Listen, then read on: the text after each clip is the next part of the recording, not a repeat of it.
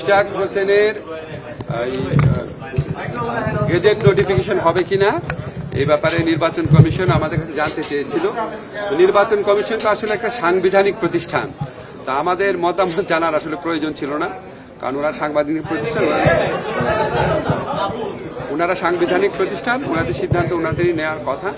আমাদের কাছে যখন মতামতের জন্য পাঠিয়েছিলেন তখন আমরা সংশ্লিষ্ট আইন কর্মকর্তাদের সাথে কথা বলেছিলাম। কথা বলে আমরা যেটা জেনেছিলাম যে নির্বাচনী যে প্লেইন্ট আছে সেই প্লেইন্ট নাকি পরিবর্তন করা যায় না, কারণ এটা হাইকোর্টের রায় আছে, এটা নাকি কোয়াসি সিভিল ম্যাটারে প্লেইন পরিবর্তন করা যায় না। তো ইশতিয়াক সাহেব বোধহয় আপনার পরে প্লেইন পরিবর্তন করেছিলেন, সেই জন্য আমরা একটু দ্বিধান্বিত ছিলাম যে এটা আসলে গেজেট নোটিফিকেশন হবে নাকি এটাকে আপিল করতে হবে, এটা নিয়ে আমরা একটু দ্বিধান্বিত ছিলাম। তো নির্বাচন কমিশন আমাদের মতামতের জন্য অপেক্ষা করেন নাই, ওনারা নিজেরা গেজেট নোটিফিকেশন করেছেন। এটা ছাড়া আমার আর কিছু বলার নেই। স্যার এখানে একটা ব্যাপার যে অনেকে বলছে যে এর মাধ্যমে আওয়ামী লীগের আমলের নির্বাচনকে অনেকে ভোটারবিহীন বা অবৈধ নির্বাচন বলছে, এটা লিগ্যালাইজ করা হলো, আপনি কি মনে করেন? এই ব্যাপারে আমার কোনো বক্তব্য নাই, এটা আসলে নির্বাচন কমিশনের ব্যাপার। এটা আসলে যারা এরভাবে আপনার মামলা করে বা প্লেন পরিবর্তন করে বিজয়ী হতে চাচ্ছেন ওনাদেরকে জিজ্ঞেস করে।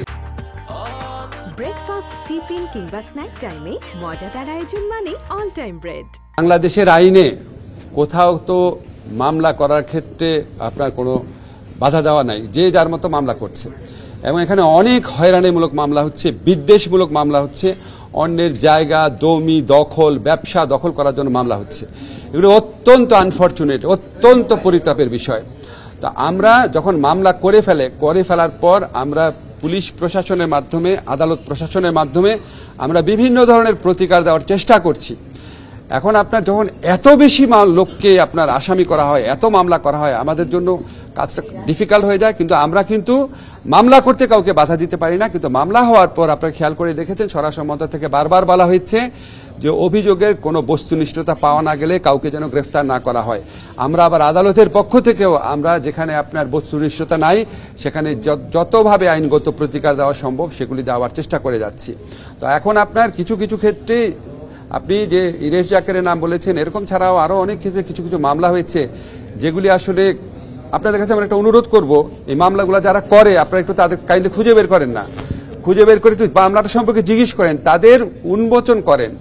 তারা যেই হীন উদ্দেশ্যে বা তারা যদি কোনো হীন উদ্দেশ্যে, শত্রুতামূলক উদ্দেশ্যে, অন্যের ব্যবসা জায়গা জমি দখলের উদ্দেশ্যে বা চাঁদার উদ্দেশ্যে যদি তারা এই ধরনের মামলাগুলো করে থাকেন, আপনাদের কাছে আমাদের অনুরোধ আপনারা তাদের ভূমিকাও এক্সপোজ করেন, তাদেরকে জনগণের কাছে দেখায় দেন।